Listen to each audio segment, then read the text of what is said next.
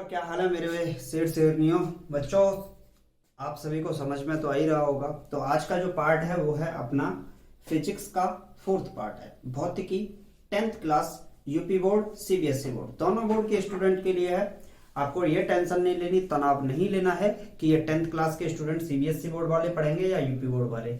चाहे आप किसी भी बोर्ड से हो, बिहार बोर्ड से, राजस्थान बोर्ड से, दिल्ली बोर्ड से, सभी बोर्ड वाले पढ़ सकते हैं। सभी के लिए ये क्लास है। खासकर यूपी बोर्ड के स्टूडेंट का वर्चस्व इसमें ज्यादा रहता है, तो आप लोग भी जरूर देखिएगा।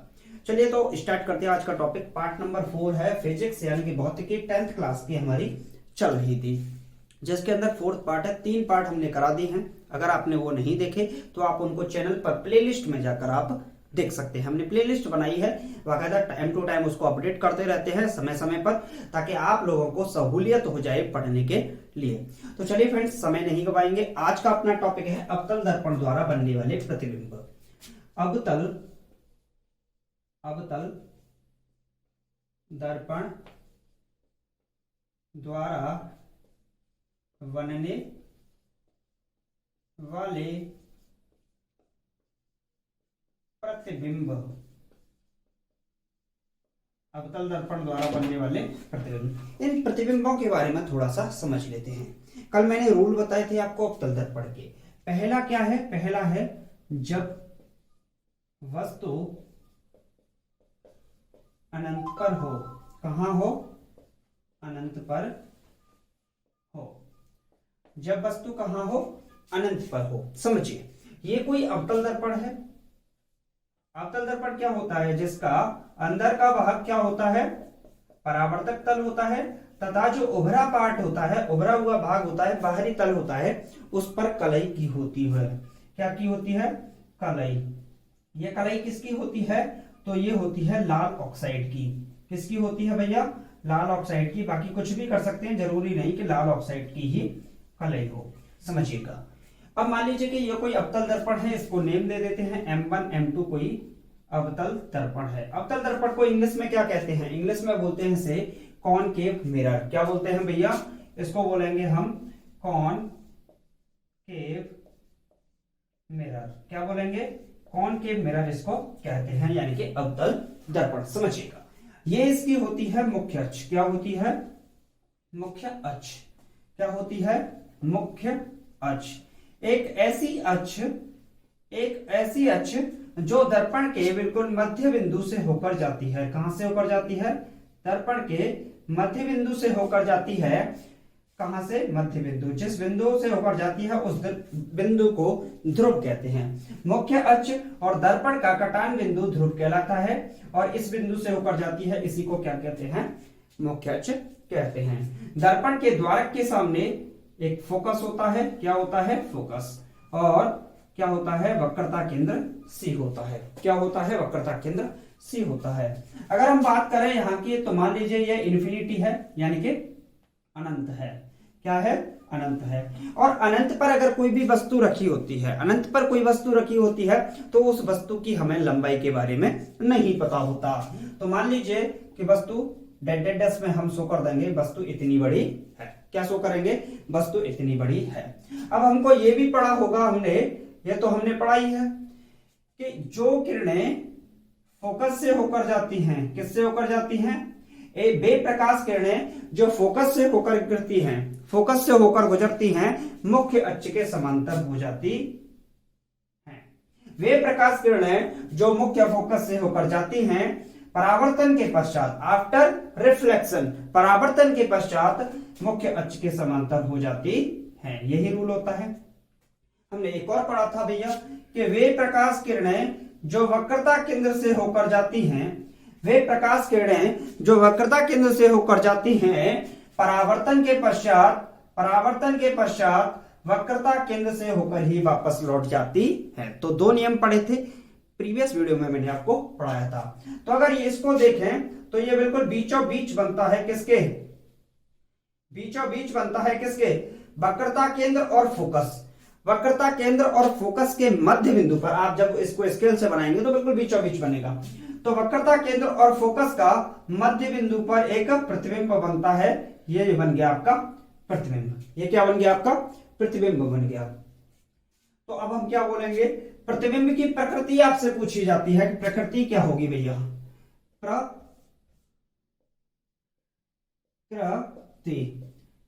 प्रकृति क्या होगी, तो इसके बारे में आपसे पूछा जाएगा कि प्रतिबिंब की प्रकृति ज्ञात कीजिए। वस्तु कैसे रखी थी, मुख्य अक्ष के ऊपर रखी थी, जबकि प्रतिबिंब कहां बना है, नीचे, यानी कि क्या होगा, उल्टा प्रतिबिंब बनेगा। कैसा बनेगा, उल्टा। वस्तु की लंबाई हमको नहीं पता है कि वस्तु कितनी बड़ी है, इसका मतलब वस्तु बहुत ज्यादा बड़ी भी हो सकती है, तो लेकिन वस्तु की तुलना में अगर प्रतिबिंब को देखें तो प्रतिबिंब कैसा होगा, छोटा होगा। तो जो प्रतिबिंब होगा वस्तु से छोटा होगा। कैसा होगा, वस्तु से छोटा। कैसा होगा भैया, वस्तु से छोटा होगा। अब आगे की बात कर लेते हैं। वस्तु से छोटा होगा, और तीसरी बात क्या है, आभासी होगा या वास्तविक होगा। जब हम दर्पण के सामने देखते हैं, जब हम दर्पण के सामने अपने चेहरे को सुबह सुबह देखते हैं, तो उस टाइम पर हमें चेहरा बिल्कुल जस्ट सामने दिखता है। जस्ट कैसा दिखता है, सामने। वो दर्पण कैसा होता है, वो होता है समतल दर्पण। कैसा होता है, प्लेन मिरर होता है, यानी कि समतल दर्पण होता है। लेकिन जो हमारा प्रतिबिंब वो होता है वो उस पर उल्टा बनता है, यानी कि प्रतिबिंब हमारा दर्पण पर कैसा बनता है, वास्तविक प्रतिबिंब बनता है। तो जो उल्टे प्रतिबिंब होते हैं, जो उल्टे प्रतिबिंब मुख्य अक्ष के नीचे प्रतिबिंब बनेंगे, वो कैसे प्रतिबिंब होंगे भैया, वास्तविक प्रतिबिंब होंगे। कैसे, वास्तविक प्रतिबिंब होंगे, वास्तविक प्रतिबिंब होंगे। तो ये क्या क्वालिटी होगी, किसकी क्वालिटी हो गई, इस वाले फिगर की। इस वाले फिगर की प्रकृति क्या होगी, जो प्रतिबिंब होगा वस्तु से उल्टा होगा, वस्तु से छोटा होगा, और वास्तविक प्रतिबिंब बनेगा। कैसा बनेगा, रियल इमेज बनेगी, ना कि इमेजिनरी, आभासी प्रतिबिंब नहीं बनेगा। कैसा बनेगा, वास्तविक प्रतिबिंब बनेगा। तो पहला पॉइंट आप सभी को क्लियर हो गया होगा। चलिए नेक्स्ट पॉइंट देखते हैं। जब इसी में देखते हैं, जब वस्तु अनंत तथा वक्रता केंद्र के बीच हो। जब वस्तु कहां हो, अनंत और वक्रता केंद्र के बीच में हो। इसको भी फिगर को हम बना के देख लेते हैं। तो अवतल दर्पण की बात करें तो ऐसे बनेगा अवतल दर्पण। ये इसकी क्या हो गई, मुख्य अक्ष। क्या हो गई, मुख्य अक्ष। चलिए थोड़ा सा इसको और ऊपर की ओर खींच देते हैं, ऐसे हो गया। ठीक सर। अब यहां पर अगर देखें तो ये क्या होगा, इसका वक्रता केंद्र होगा, और ये क्या होगा, इसका फोकस। क्या होगा, फोकस। इस पर हम पीछे से कलाई कर देते हैं, कलाई कर दी। ये क्या होगा, दर्पण का ध्रुव पोल होगा, और इसे क्या बोलेंगे, मुख्य अक्ष। क्या बोलेंगे, मुख्य अक्ष बोलेंगे। तो अब जो वस्तु है वो मान लीजिए यहां पर इंफिनिटी है इस जगह पे, तो वस्तु कहां रखी है, वक्रता केंद्र और अनंत के बीच में। जब वस्तु वक्रता केंद्र और अनंत के बीच में होगी, जब वस्तु वक्रता केंद्र और अनंत पर हम वस्तु की लंबाई को ज्ञात नहीं कर सकते कि लंबाई कितनी है वस्तु की, हमें नहीं पता होता। लेकिन जब वस्तु की स्थिति पता चल जाती है, आर्टिकल की वस्तु की स्थिति पता चल जाती है कि वस्तु भैया यहां पर रखी है, तो उसकी हमें लंबाई पता चल जाती है। तो अब हमें पता है, अब हम डेड डैश नहीं करेंगे, सीधा वस्तु ये रखी, कोई भी हो, 5 सेंटीमीटर 10 सेंटीमीटर जितने की वस्तु की लंबाई हो वो होगी। तो अब वस्तु की जब लंबाई पता होगी तो मुख्य अक्ष के समांतर चलने वाली किरणें, मुख्य अक्ष के समांतर चलने वाली किरणें परावर्तन के पश्चात फोकस से होकर गुजर जाती हैं। मुख्य अक्ष के समांतर चलने वाली प्रकाश किरणें परावर्तन के पश्चात कहां से होकर गुजरेंगी, तो परावर्तन के पश्चात फोकस से होकर गुजर जाती हैं। हाँ जी, तो यहां पर ये थोड़ा सा मिस्टेक हो गया था, उसको सही कर लेते हैं। ये जो प्रतिबिंब बनेगा कहां पर बनेगा, ये प्रतिबिंब बनेगा थोड़ा सा आगे जाकर, यानी कि यहां बनेगा। तो ये प्रतिबिंब किस पर बनेगा, फोकस पर ही बनेगा। कहां बनेगा प्रतिबिंब, फोकस पर ही बनेगा। बाकी सब स्थिति सेम होगी, उल्टा होगा, वस्तु से छोटा होगा, और वास्तविक प्रतिबिंब बनेगा। प्रकृति सब सेम होगी, लेकिन एक ही चेंज होगी, एक ही चेंजिंग होगी कि जो प्रतिबिंब होगा कहां पर बनेगा, फोकस पर बनेगा।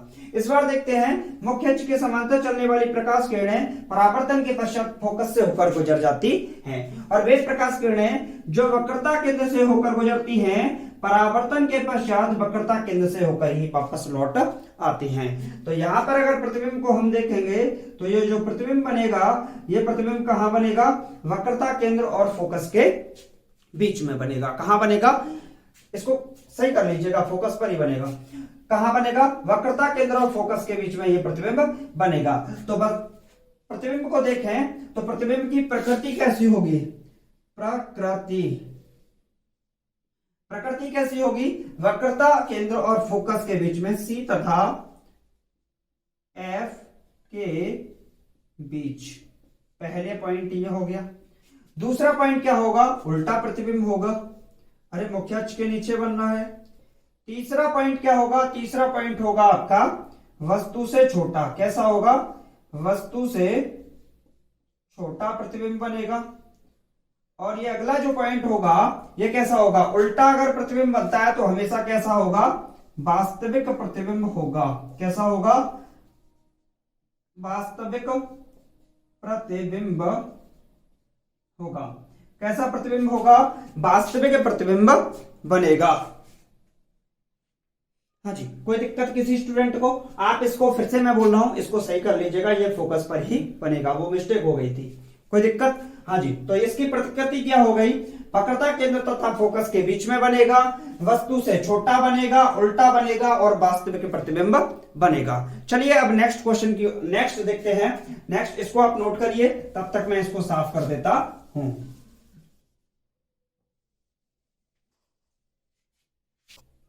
हाँ जी, तो अब बात करेंगे कहां पर? अब बात करेंगे जब वस्तु कहां पर हो? वक्रता केंद्र पर हो। जब वस्तु वक्रता केंद्र पर हो तो वस्तु यहां पर होगी, ये रही वस्तु। तो वक्रता केंद्र पर अगर वस्तु है तो मुख्य अक्ष के समांतर चलने वाली प्रकाश किरणें परावर्तन के पश्चात फोकस से होकर गुजर जाती हैं। मुख्य अक्ष के समांतर चलने वाली प्रकाश किरणें परावर्तन के पश्चात फोकस से होकर गुजर जाती हैं। क्या यही रूल पढ़ा है? बिल्कुल यही पढ़ा है। और आपने पढ़ा है कि फोकस से होकर जाने वाली प्रकाश किरणें मुख्य अक्ष के पश्चात परावर्तन के पश्चात फोकस से होकर, क्या बोलेंगे इसको? दोबारा से समझिएगा, इसको बोलेंगे ऐसे। वक्रता केंद्र पर अगर वस्तु रखी है तो मुख्य अक्ष के समांतर चलने वाली प्रकाश किरणें परावर्तन के पश्चात फोकस से होकर जाती हैं। मुख्य अक्ष के समांतर चलने वाली किरणें परावर्तन के पश्चात फोकस से होकर जाती हैं, और फोकस से होकर गुजरने वाली प्रकाश किरणें परावर्तन के पश्चात मुख्य अक्ष के समांतर हो जाती हैं। तो ये कहां पर मिली? वक्रता केंद्र पर। तो वस्तु की प्रकृति, प्रतिबिंब की प्रकृति कैसी होगी? प्रकृति कैसी होगी? तो प्रकृति को समझ लेते हैं। प्रकृति होगी कैसी? वस्तु की लंबाई जितनी होगी प्रतिबिंब की लंबाई भी उतनी ही होगी। तो वस्तु की लंबाई के बराबर पहला पॉइंट क्या है? वस्तु के लंबाई के बराबर इसकी लंबाई होगी। कोई दिक्कत? दूसरा पॉइंट होगा प्रतिबिंब उल्टा बन रहा है। कैसा बन रहा है? उल्टा बन रहा है। तीसरा क्या होगा? वास्तविक है या आभासी? जो भी प्रतिबिंब मुख्य अक्ष के नीचे बनेगा कैसा होगा भैया? वास्तविक प्रतिबिंब होगा। कैसा होगा? वास्तविक प्रतिबिंब होगा। तो वस्तु की अगर प्रतिबिंब की प्रकृति के बारे में बात करें तो कैसा होगा? वस्तु की लंबाई के बराबर, उल्टा तथा वास्तविक होगा। तो 3 कंडीशन हमने कर ली पूरी। अब चलते हैं चौथी कंडीशन पर। चलिए, हाँ जी, तो अब क्या होगा? अब फोर्थ कंडीशन क्या है? अगली कंडीशन क्या है? तो अगली कंडीशन है जब वस्तु वक्रता केंद्र तथा फोकस के मध्य स्थित हो। वक्रता केंद्र कहां पर है? यहां पर। फोकस कहां है? यहां पर। इन दोनों के मध्य में जब वस्तु स्थित हो, तो जब वस्तु वक्रता केंद्र और फोकस के मध्य स्थित होगी तो हम क्या करेंगे? मुख्य अक्ष के समांतर चलने वाली प्रकाश किरणें, मुख्य अक्ष के समांतर चलने वाली प्रकाश किरणें परावर्तन के पश्चात फोकस से होकर गुजर जाती हैं। मुख्य अक्ष के समांतर चलने वाली प्रकाश किरणें परावर्तन के पश्चात फोकस से होकर गुजर जाती हैं, और फोकस से होकर गुजरने वाली प्रकाश किरणें परावर्तन के पश्चात मुख्य अक्ष के समांतर हो जाती हैं। यही होता है नियम। तो भैया कहां मिली है? यहां पर मिली। कहां पर मिली? यहां पर मिली। अब देखिए वस्तु की लंबाई को अगर हम देखें तो इतनी है, जबकि प्रतिबिंब की लंबाई को देखें तो प्रतिबिंब थोड़ा सा बड़ा है। तो इसका मतलब इसकी प्रकृति क्या होगी? इसकी प्रकृति होगी कंप्यूटर वहां से, हाँ जी, प्रकृति क्या होगी? तो इसकी जो प्रकृति होगी, हाँ जी, तो प्रकृति क्या होगी? यानी कि इसकी प्रकृति को देखें तो सबसे पहले तो वस्तु की लंबाई से बड़ा प्रतिबिंब होगा, यानी कि वस्तु से बड़ा क्या होगा? वस्तु से बड़ा होगा। वस्तु से क्या होगा? प्रतिबिंब क्या लंबाई बड़ा होगी। उल्टा प्रतिबिंब बन रहा है। कैसा बन रहा है? उल्टा। और जो भी प्रतिबिंब उल्टा होता है वो अपने आप में क्या सा होता है? वास्तविक प्रतिबिंब होता है। कैसा प्रतिबिंब होता है? वास्तविक प्रतिबिंब होता है। तो प्रतिबिंब की लंबाई, प्रतिबिंब की प्रकृति क्या होगी? प्रतिबिंब की प्रकृति होगी वस्तु से बड़ा, उल्टा तथा वास्तविक होगा, और वक्रता केंद्र और अनंत के बीच में बनेगा। वक्रता केंद्र और अनंत के बीच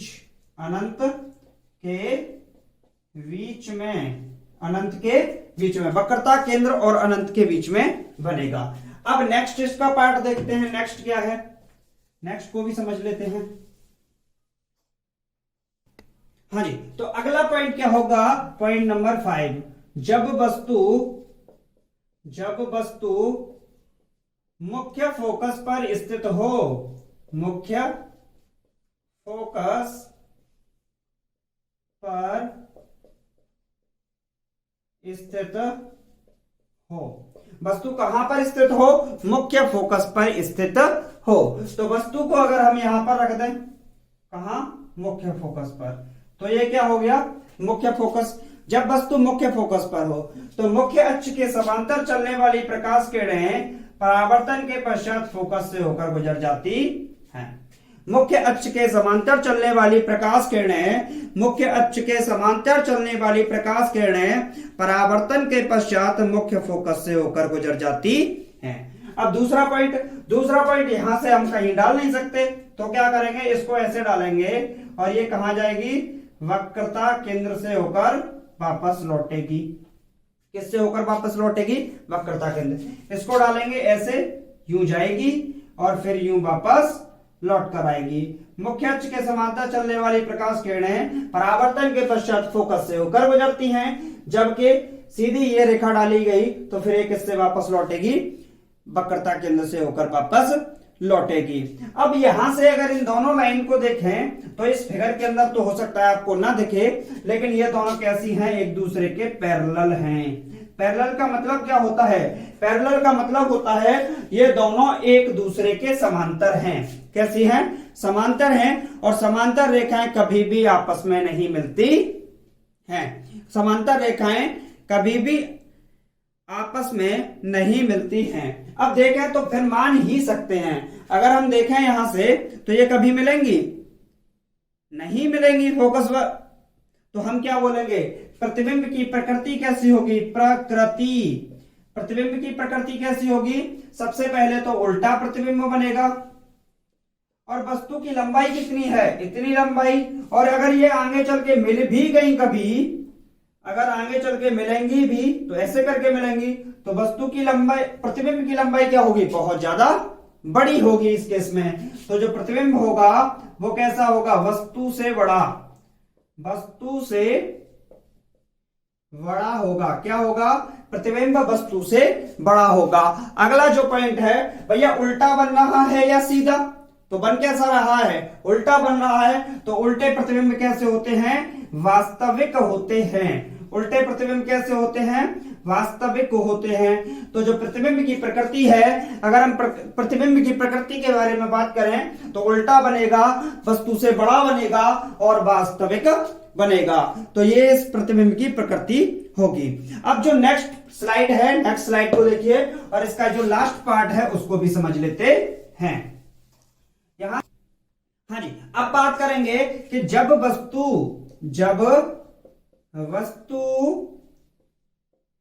मुख्य फोकस तथा ध्रुव के बीच स्थित हो। जब वस्तु कहां स्थित हो? मुख्य फोकस तथा ध्रुव के बीच में स्थित हो। तो एक बात बताइए सरकार, फोकस ये रहा, ध्रुव ये रहा, इन दोनों के बीच में क्या स्थित है? वस्तु स्थित है। तो वस्तु की अगर बात करें तो मुख्य अक्ष के समांतर चलने वाली प्रकाश किरणें परावर्तन के पश्चात, मुख्य अक्ष के समांतर चलने वाली प्रकाश किरणें परावर्तन के पश्चात मुख्य फोकस से होकर गुजर जाती हैं। मुख्य अक्ष के समांतर चलने वाली प्रकाश किरणें परावर्तन के पश्चात मुख्य फोकस से होकर गुजर जाती हैं। यही पढ़ा था। दूसरा क्या होगा? दूसरा होगा कि ये प्रकाश किरण ऐसे जाएगी और फिर वापस लौटेगी। तो वापस लौटेगी तो ऐसे बनेगा। तो ये कैसे बनता जाएगा? ये तो इधर की ओर जाएगी और ये इधर की ओर खिसकेगी। तो सोच सकते थे, मान सकते थे कि पैरेलल चलने वाली थोड़ी बहुत झुकाव मान जाए तो वो आगे चल के मिल जाएगी, लेकिन आगे चल के ये तो कभी नहीं मिल सकती, एक इस साइड में और एक इस साइड में। ऐसे जब बुक में आप देखोगे तो उसमें अच्छे से बना होगा फिगर, समझ लीजिएगा। तो मुख्य अक्ष के समांतर चलने वाली फोकस से होकर जाएगी और वक्रता केंद्र से होकर वक्रता केंद्र से वापस लौट आएगी। तो एक बात बताइए मुझे सटीक रूप में, क्या ये प्रकाश किरणें कभी मिल सकती हैं? कभी नहीं मिल सकती। तो अगर ये प्रकाश किरणें कभी नहीं मिल सकती तो हम मान लेंगे कि ये प्रकाश किरण आगे बढ़ी होगी और ये प्रकाश किरण आगे बढ़ी होगी। जब ये प्रकाश किरणें आगे बढ़ी होंगी तो प्रतिबिंब एक यहां पर बना होगा। क्या बना होगा? प्रतिबिंब बना होगा। किसका? वस्तु का प्रतिबिंब बना होगा। वस्तु कितनी बड़ी है? इतनी बड़ी है। प्रतिबिंब कितना बड़ा है? इतना बड़ा है। यानी कि प्रतिबिंब वस्तु से क्या हो गया? बड़ा हो गया। तो हम प्रकृति लिख सकते हैं, प्रकृति वस्तु से बड़ा, वस्तु से बड़ा। और मुख्य अक्ष की कहां है? प्रतिबिंब ऊपर है, तो इसका मतलब कैसा होगा? सीधा होगा। वस्तु से बड़ा होगा, सीधा होगा और मुख्य अक्ष के ऊपर बनने वाला जो प्रतिबिंब होता है वो कैसा होता है? आभासी प्रतिबिंब होता है। आभासी प्रतिबिंब होता है। आभासी प्रतिबिंब होता है। कैसा प्रतिबिंब होता है भैया? आभासी प्रतिबिंब होता है।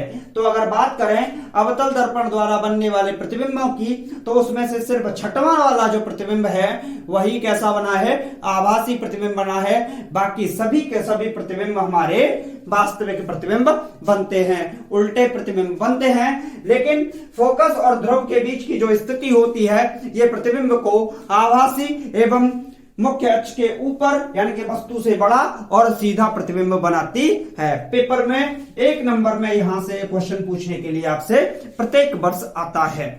अब एक प्रॉपर्टी और होती है तो उस प्रॉपर्टी को भी डिस्कस कर लेते हैं। वो है उत्तल दर्पण की, यानी कि कॉन्वेक्स मिरर का सिर्फ एक प्रॉपर्टी होती है, उसे भी समझ लेते हैं।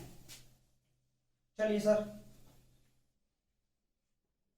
हाँ जी, तो अगली जो प्रॉपर्टी है वो प्रॉपर्टी है उत्तल दर्पण के लिए। उत्तल दर्पण की सिर्फ एक प्रॉपर्टी होती है कि उत्तल दर्पण द्वारा बनने वाले प्रतिबिंब। उत्तल दर्पण को बोलते हैं कॉन्वेक्स मिरर, यानी कि इसकी एक ही प्रॉपर्टी होती है। तो उत्तल दर्पण को बना लें तो ये बनेगा उत्तल दर्पण इस टाइप से, और इसमें कलई कहां होती है? अंदर की ओर इसमें कलई होती है। कहां पर? अंदर की ओर। ये क्या होता है? मुख्य अक्ष होता है। क्या होता है?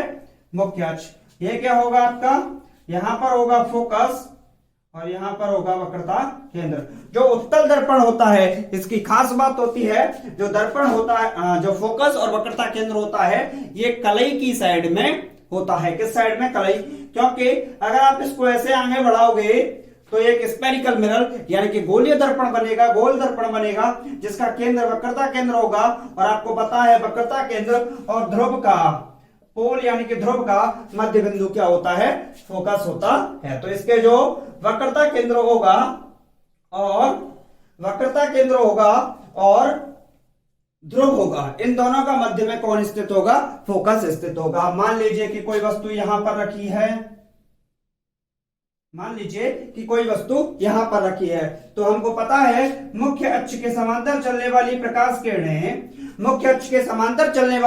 किरणें परावर्तन के पश्चात कहां से होकर लौटती हैं? फोकस से। तो ये तो वापस नहीं लौट रही है, ऐसे आई थी और भाई साहब ऐसे चली गई। हमने मान लिया कि ऐसे जा रही थी, तो हमने माना कि ये फोकस से होकर वापस जाएगी।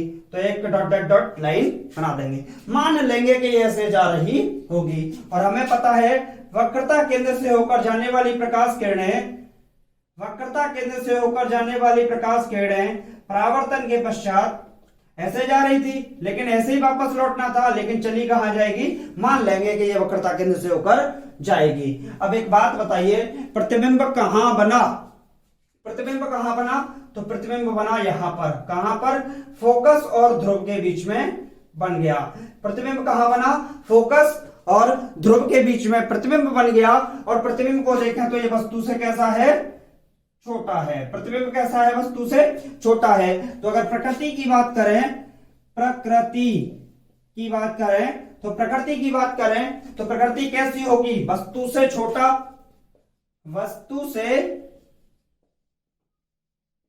कैसा होगा? वस्तु से छोटा होगा।